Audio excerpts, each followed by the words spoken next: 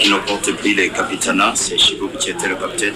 C'est une décision prise, il n'est plus le capitaine de l'équipe. Alors la décision a été prise par les dirigeants et moi je n'étais pas au courant.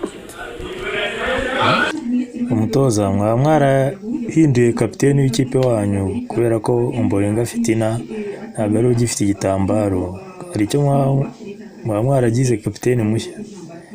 Yewe ntabwo mbizi, byakozwe n'abayobozi, nta makuru mbifiteho. Parlons de ce secteur d'attaque. Vous y mettez Chibou.